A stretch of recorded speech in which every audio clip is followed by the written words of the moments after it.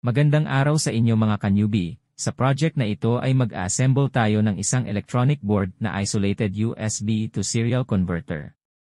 Ang isang magandang gamit ng isolated USB to serial ay kung ang iyong tinitest na device ay parehong grounding ng iyong computer. Mag-umpisa tayo sa paglagay ng solder paste. Ito ang isang mabilis na paraan sa pagsulda ng mga components, lalo na kung ito ay mga SMD or surface mount device lalo na at ito ay mga maliliit.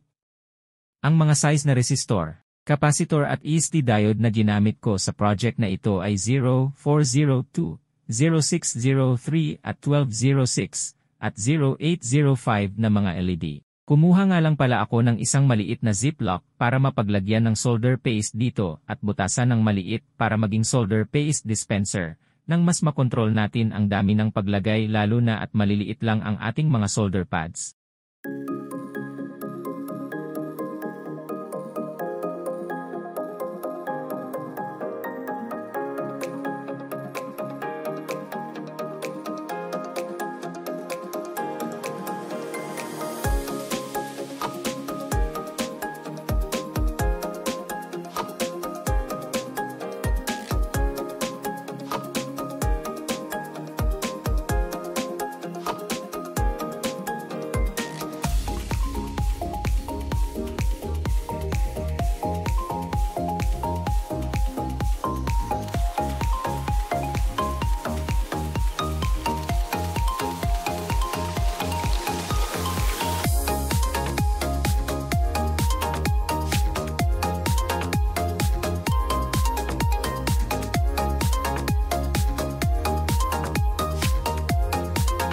Pagkatapos natin lagyan lahat ng solder paste, ay ayusin lang natin ng bahagya para sumakto lamang ito sa mga pads, at hindi magkaroon ng short circuit pag iniinit.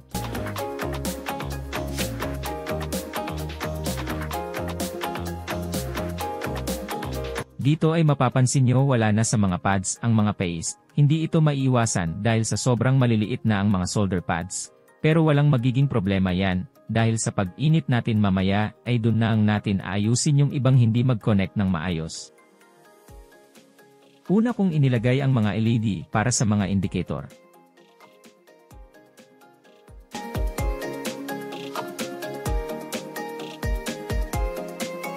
Sunod ay ang mga tantalum kapasitor.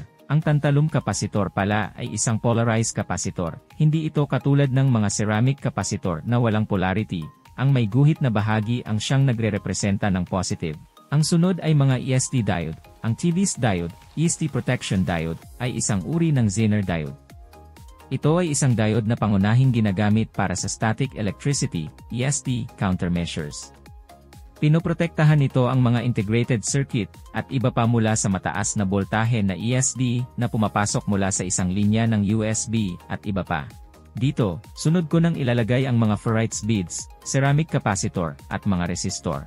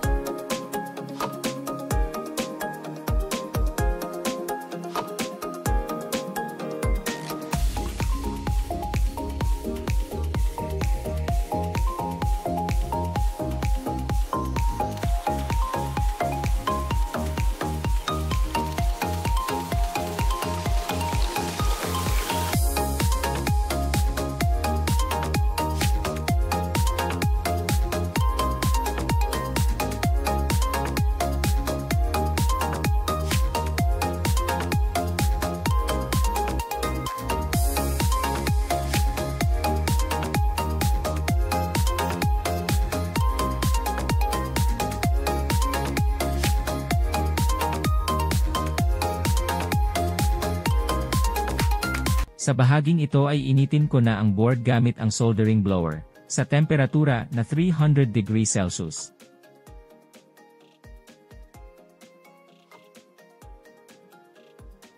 Kumuha nga lang pala ako ng isa pang board na pagpapatungan para hindi masunog ang ESD mat sa pag-iinit.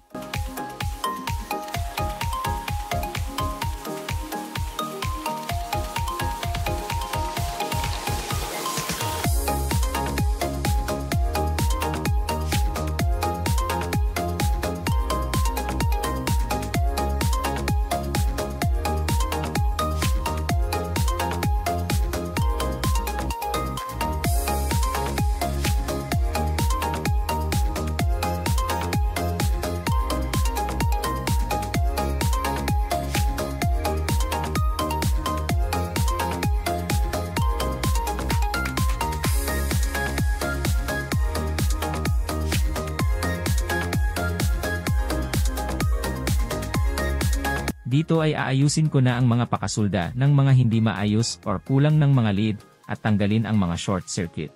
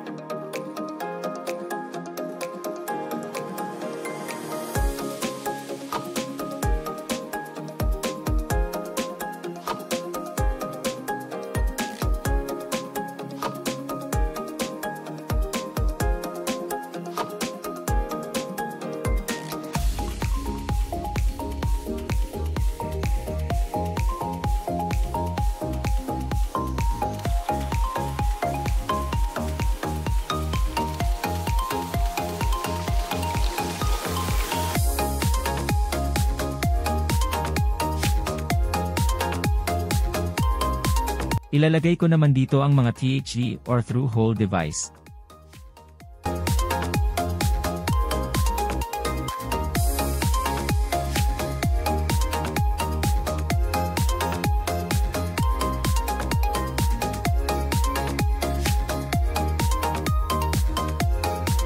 Kung nagustuhan mo nga pala ang video na to, please hit like and shares and subscribe button para sa mga susunod pang mga project at mga DIY.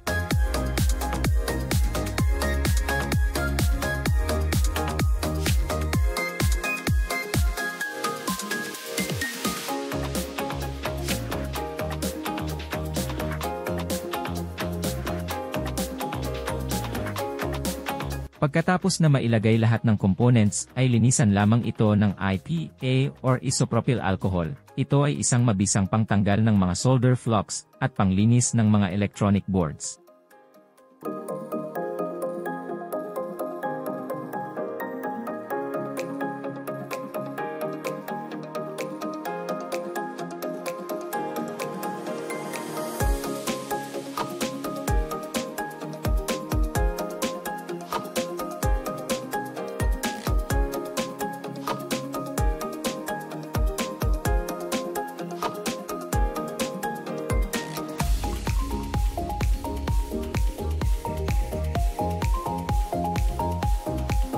Pagkatapos na ma-assemble ay ititest na natin. Ang gamit ko nga pala dito para makita kung gumagana ang ating project ay TerraTerm at Visual Studio Code. Itong project nga pala natin ay maaari ring gamitin na pang-program ng ESP. Makikita niyo pagkasaksak ko pa lang ng USB cable ay umilaw ang indicator ng 5 volts at 3.3 volts.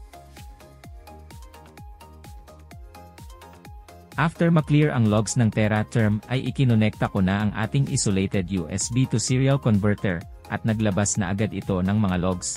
Ibig sabihin ay gumagana na ang receiver. Para masubukan naman ang transmitter at programmer ay nag-upload ako ng code galing sa Visual Studio Code at ito ay naging successful.